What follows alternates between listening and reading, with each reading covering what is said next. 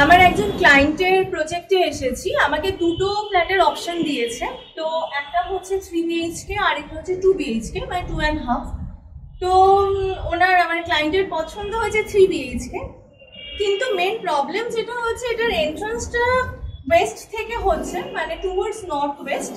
তাও এখানে রেমেডি সম্ভব, কিচেনও ঠিকঠাক জায়গায়, আমি তাও ভাবছি হ্যাঁ হয়ে যাবে, রেমেডি আছে। মেন প্রবলেম এই ফ্ল্যাটের যেখানে, সেটা হচ্ছে আমার এখানে একটা টয়লেট এবং এই মাস্টার বেডরুমের সঙ্গে আরেকটা টয়লেট। এই টয়লেটটা আমার পড়ে যাচ্ছে নর্থ ইস্টে, আর এটা পড়ছে আমার সাউথ ইস্টের দিকে। এখানে দুটো মাস্টার বেডরুম, আরেকটা আমার চলে যাচ্ছে ওয়েস্টের সাইডে, তো ওখানে নিয়ে আমার কোনো অসুবিধা নেই।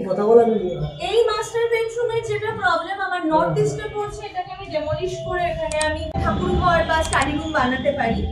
কিন্তু মেইন প্রবলেম এখানকার এই ফ্ল্যাটের কোনো কমন বাথরুম নেই, তো এটাকে আমার রাখতেই হবে। আর এটাকে যখন আমার রাখতে হবে, আর এটা সাউথ ইস্টে পড়ছে, আমি তো কোনোভাবেই আমার ক্লায়েন্টকে হ্যাঁ বলতে পারবো না। তো আমার ক্লায়েন্টের খুব পছন্দের ফ্ল্যাট, কিন্তু সেই ক্ষেত্রে আমাকে না করতেই হচ্ছে।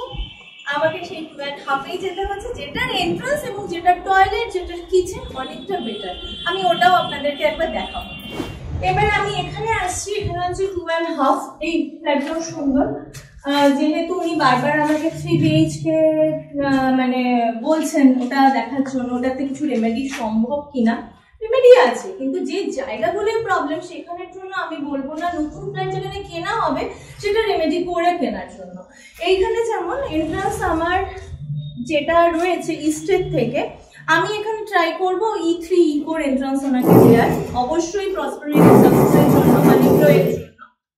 আর এখানে আমার খুব ভালো জায়গায় আমি পেয়ে যাচ্ছি, সেটা হচ্ছে নর্থ ইস্টে। উনি এখানটায় ওনার ঠাকুরকে প্রতিষ্ঠা করতে পারবেন। ওয়েস্টে আবার কিচেন চলে আসছে, কোনো অসুবিধা নেই। এবং এখানে মাস্টার বেডরুমের সঙ্গে আরেকটা যে টয়লেট,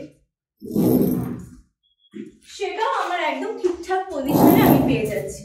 তো অবশ্যই আমি বলবো যে ওনার যতই ইচ্ছা থাকুক না কেন, যদি ফ্ল্যাট নতুন কিনতে হয় এই ফ্ল্যাটটা বেটার। কারণ আমার সাউথ ইস্ট, নর্থ ইস্ট সবসময় বাঁচিয়ে।